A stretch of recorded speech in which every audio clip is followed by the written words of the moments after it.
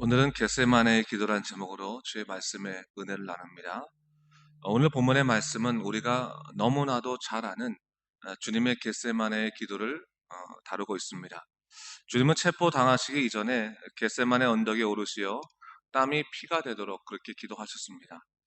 자, 오늘 우리는 이 주님의 기도를 통해서 하나님께서 온전히 주관하시는 기도에 대해서 좀 살펴볼 수 있어야 합니다.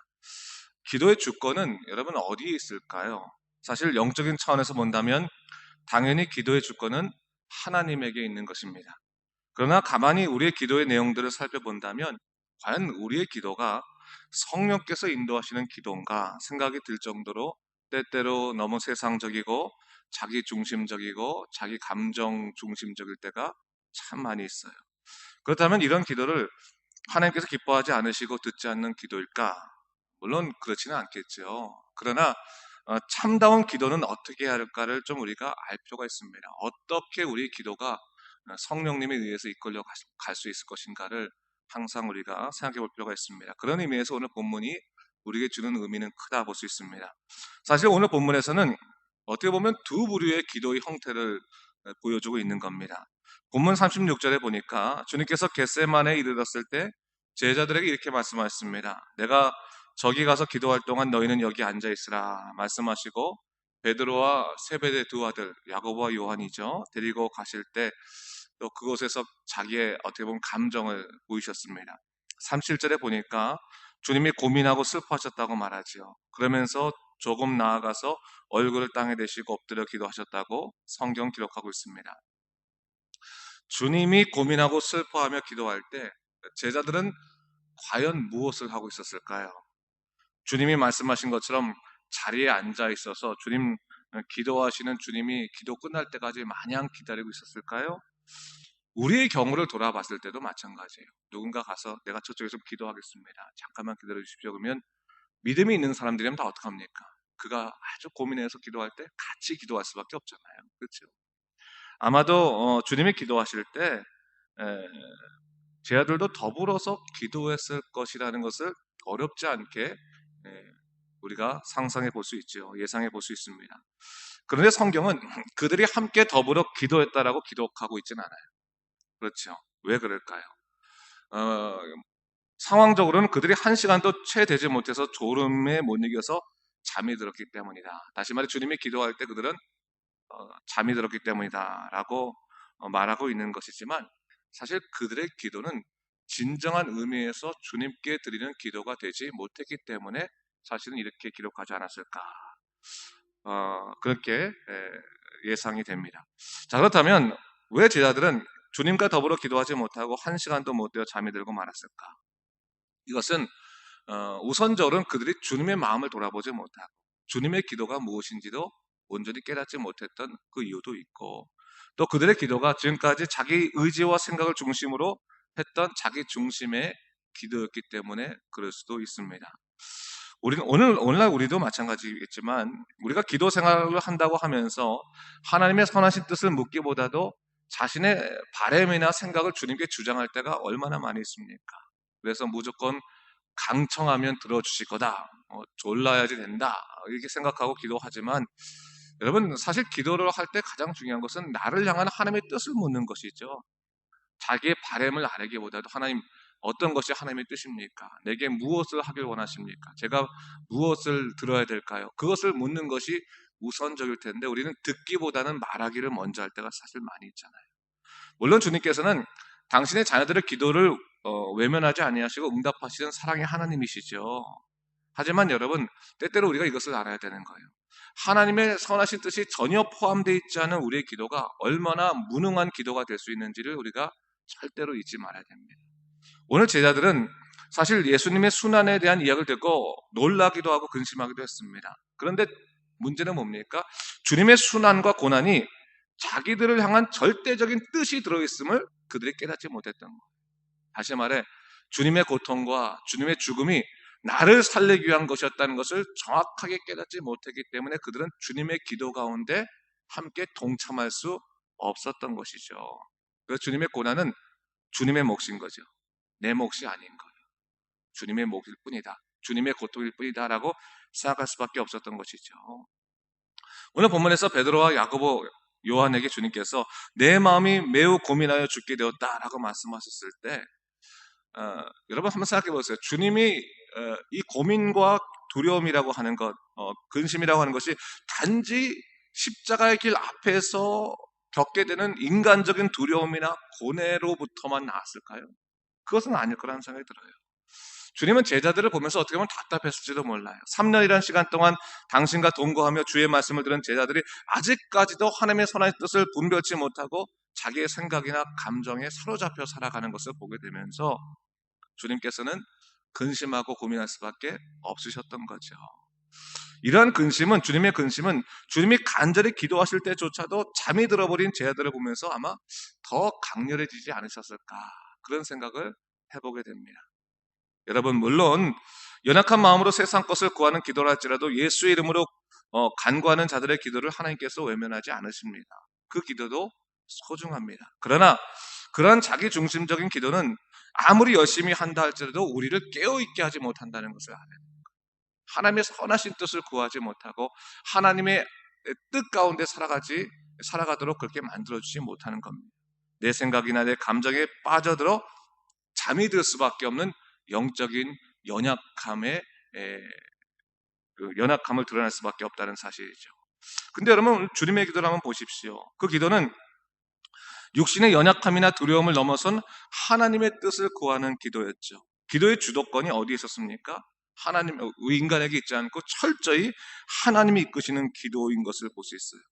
그러한 간절한 영적인 기도는요, 어디까지 이어질까요? 하나님의 뜻이 온전히 그 기도자의 영에 가득 찰 때까지, 부어질 때까지 그 기도가 이어진다고 하는 거예요. 여러분 잘 보세요. 자기의 생각대로, 자기 감정대로 기도하는 제자들은 기도하다가 금방 지쳐가지고 졸음이 오니까 금방 지쳐서 그냥 금방 잠이 들고 말하지 않습니까? 근데 주님은 언제까지 기도하는 거예요? 오늘 본문에 보면 마지막 때 담대하게 이제 자기를 잡으러 오는 사람에게 맞이할 때까지 그 기도가 3번이나 계속 이어지고 있는 것을 볼 수 있어요. 뭡니까? 이 고난, 하나님의 뜻을 완전히 이루시기 위해서 하나님께서 기도로 완전하게, 온전하게 준비시켰다고 하는 거죠. 사로잡히는 기도라라고 하는 것을 볼 수 있습니다. 여러분, 영적인 기도라고 하는 것은 바로 그런 것이죠. 하나님의 뜻이 온전히 이루어지는 그 기도. 죄로 인해 죽을 수밖에 없는 인간을 십자가의 구속으로 구원하시기 위해서 하나님의 뜻이 예수님을 통해서 온전히 이루어질 때까지 주님은 그 기도 이끌어 가신 거예요. 근데 그 기도는 우리 인간의 눈에는 뭐예요? 땀이 피가 되도록 그때까지 간절하게 하나님께서 이끌어 오시더라고요. 완전히 이끌어 오시는 기도다. 하나님의 영이 온전히 우리의 생각과 우리의 감정과 우리 의지를 지배하실 때까지 이끌어 가시는 기도다. 끝까지 이끌어 가시는 기도. 그러니까 우리가 기도한다고 생각하고 하나님께서 인도해 주시겠습니다라고 하지만 성령께서 우리의 기도를 잡으셔서 이끌어 주시면 그 다음부터는 내가 하는 기도가 아니라 성령이 하는 기도죠. 그래서 로마서도 말씀하지 않습니까? 성령이 우리의 연약함을 위해서 기도하신다고, 그렇죠? 그래서 말할 수 없는 탄식으로 우리 연약함을 기도하시는 그 기도가 바로 그런 거, 하나님께서 이끌어 가시는 기도다라는 것을 보여주고 있는 거죠. 보면 하나님의 뜻에 따라 간절히 기도할 때는 그 기도의 주권이 기도자에게 있지 아니하고 성령님에게 있음을 보게 됩니다. 오직 성령의 능력, 성령의 이끄심에 따라 기도하게 되는 거죠. 그럴 때는 시간이 중요한 것도 아니고 공간이 중요한 것도 아니고 상황이 중요한 것도 아니에요. 그냥 하나님께서 갑자기 기도하게 만드시는 거예요. 한번 여러분 그런 경험들이 있을 거예요. 성령으로 막 기도할 때는 내가 잠깐 기도한 것 같은데 눈을 뜨고 나면 정말 시간도 오래됐을 때도 있고, 갑자기 기도하실 때는 제가 어떤 사람 얘기 들으니까 고속도로에서 운전하다가 갑자기 성령께 기도하게 하시니까 어떻게 감당할 수가 없어서 차를 갓길에 대고 기도해야만 했다라고 하는, 그렇게 고백하는 사람도 있을 수 있고, 또 어떤 사람은 어떻게 보면 지금 기도해야 될 상황이 아닌데도 불구하고 하나님께 기도하게 하시니까 정말 무릎 꿇어서 눈물로 하나님 자복하고 기도할 수밖에 없고, 성령께서 완벽하게 그 사람을 영을 사로잡아서 이끌어가는 기도예요. 언제까지 그 기도가 이어지냐? 하나님의 선하신 뜻이 완벽하게 우리에게 젖어들 때까지 그렇게 기도를 시키시더라고 하는 것이죠. 오늘 제자들의 기도는 주님 보시기에는 어땠습니까? 어떻게 보면 육신의 피곤함이나 마음의 고민이나 환란이나 마귀의 시험을 받는 그냥 영향받는 기도라고 하는 것이죠. 그래서 주님께서는 41절 말씀 이렇게 말씀하십니다. 시험에 들지 않게 깨어 기도하라. 마음에는 원이로되 육신이 약하도다. 그 말은 뭐예요? 제 아들의 기도가 아직까지 육신과 마음의 상태에 영향을 받는 연약함의 기도였다라는 것을 지적하고 계시는 거죠.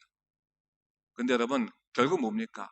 주님이 무엇을 말씀하고 오는 거예요? 그러나 주님은 온전히 성령을 구하며 기도하면 결국 너희는 시험을 이길 수 있을 것이다라는 것을 또한 권면하고 있는 거예요.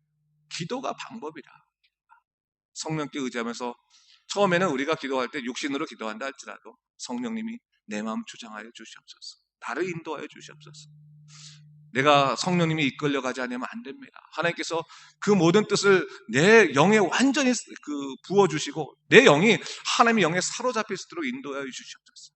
그렇게 기도하게 되면 하나님이 잡아주시면 그 다음 뭐예요? 우리가 어떠한 시험도 이길 수 있는 힘을 얻게 된다. 능력을 얻게 된다. 강건함을 얻게 된다는 것을 오늘 본문에서 얘기해주고 있는 것입니다. 자, 주님은 기도하시되 몇 번이나 기도하셨어요? 오늘 본문에 보니까 3번이나 온전히 기도하셨다라고 이야기하고 있습니다. 3은 성경에서 뭐예요? 완전수죠, 완전수. 온전한 기도를 하셨다고 하는 말이죠. 그리고 그 기도 후에 주님은 담대히 제 아들에게 이렇게 선포하십니다. 45절 말씀과 46절 말씀 한번 같이 읽을까요? 읽겠습니다. 이에 제 아들에게 오사 이르시되 이제는 자곳이라 보라 때가 가까이 왔으니 인자가 죄인의 손에 팔리느니라. 일어나라 함께 가자 보라 나를 파는 자가 가까이 왔느니라. 사실 주님이 처음 기도 시작할 때는 뭐라 합니까? 내 아버지여 만일 할만하시거든 이 자를 내게서 지나가게 하옵소서. 그러나 나의 원대로 마옵시고 아버지 원대로 하옵소서. 육신의 두려움이 있었지. 고민이 있었고 예수님은 인간이셨기 때문에 고민이 없으셨을 수가 없죠. 두려움이 없으실 수가 없죠. 그러나 주님은 무엇을 구한 거예요? 나의 원대로 하지 마옵시고 아버지 뜻대로 하여 주시옵소서. 그렇게 간절히 기도할 때 성령께서 완벽한 하나님의 영이 이미 완전히 예수님의 기도를 이끌어 가셔서 마지막에 그 기도 가운데 무엇을 고백하게 하셨다는 거예요? 뭐예요? 이제는 때가 되었다. 어떤 두려움의 것들, 어떤 고난의 것들도 감수할 수 있는, 감당할 수 있는 그 능력을 주셨다, 갖게 되었다라는 것을 성경에서 오늘 우리에게 가르치고 있습니다. 근데 여러분 45절에 보니까 참 독특한 표현이 있어요. 이건 주님만이 하실 수 있는 그런 기도긴 한데 뭐예요? 주님이 기도를 끝나고 난 다음에 뭐예요? 이제는 자곳이라 보라 때가 가까이 왔으니 인자가 죄인의 손에 팔리리라. 이 말씀이 뭡니까? 주님이 인자가 죄인의 손에 팔리는 것, 그래서 잡혀가는 것, 이거는 이제 현실적인 것이죠. 현실적인 거죠. 근데 이 현실적인 것 속에서 주님은 뭘 말씀하세요? 이제 너희는 자도 된다라고 말씀하시죠. 좀 이상하잖아요. 그렇죠? 야, 내가 이제 잡혀갈 거고, 내가 이제 고난당할 건데, 야, 너희들은 이제부터 진짜 자면 안 된다. 진짜 깨어 있어야 된다. 그래야지 된다. 라고 말씀하셔야지 이게 논리적으로 맞는 표현인 거예요. 그렇죠? 근데 주님께서 잡혀가신다. 이제 나는 팔릴 것이다. 라고 말씀하시면서 이제 자고 쉬라. 라고 말씀하십니다. 이것은 뭡니까? 주님의 모든 고난과 주님의 모든 역사가 뭐예요? 우리들의 모든 부족함들을 채우셨다라는 것을 의미합니다.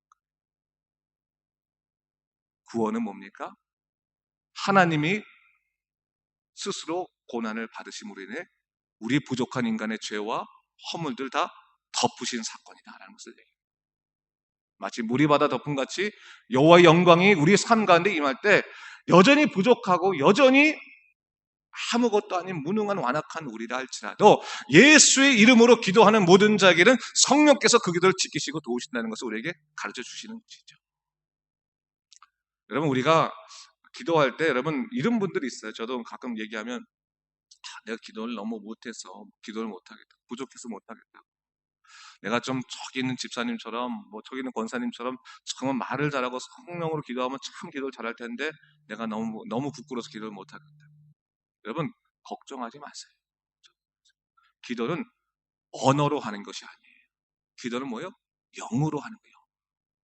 하나님께서 나를 사랑하시고 내 영을 이끌어 가시면 그 기도는 온전하게 이루어질 수밖에 없어요. 왜? 하나님이 이끌어 가시기 때문에 걱정하지 마십시오. 오늘 이 겟세마네 기도를 통해서 우리가 주님의 기도의 본질을 받습니다. 그렇다면 오늘날 우리도 마찬가지입니다. 어떻게 기도해야 될까요? 하나님의 뜻을 구하는 기도를 해야 돼요. 하나님의 뜻을 구하고 또 성령께서 이끌어서 가는 기도를 사모하게 되면 하나님이 이끌어 가십니다.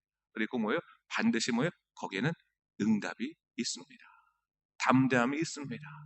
충만함이 있습니다. 기억하십시오. 그래서 여러분, 내가 기도를 어떻게 하면 잘할 수 있을까? 그걸 연구하지 마시고 어떻게 하면 내 영이 기도하는 동안 하나님의 뜻에 의해서 완전히 젖어질 수 있을까? 완전히 충만하게 내가 하나님에게 다스릴 수 있을까? 그 사모하고 기도하게 되면 하나님께서 그 기도를 통해서 여러분을 만나주시고 영적으로 하나 되게 하실 것입니다. 그 귀한 삶 가운데 초대되고 또 살아가는 여러분 되시길 주님의 이름으로 축원합니다. 기도하겠습니다. 주 하나님 아버지 감사합니다. 하나님께서 오늘 겟세마네의 기도를 통해서 또 우리에게 어떠한 기도가 참된 기도인가를 또 가르쳐 주십니다. 주 하나님 아버지, 우리가 정말로 하나님의 뜻대로 살아갈 때 어떻게 기도하고 있습니까? 혹시 지식적으로 언어적으로만 월등한 기도를 하려고 준비하고 있지 않습니까? 다 내려놓게 하시고 하나님의 뜻을 구하게 하시고 하나님에게 이끌림 받는 영적인 만남의 공간이 될 수 있도록, 그 시간이 될 수 있도록 주여 우리 기도를 붙잡아 주시옵소서. 여전히 부족하고 연약한 부분이 많다 할지라도 그 연약함 가운데 함께 하시는 주님, 우리의 모든 부분을 함께 하시사 우리로 하여금 하나님의 능력을 누릴 수 있도록 주의 역사하여 주시옵소서. 감사드리며 예수님 이름으로 기도드립니다. 아멘.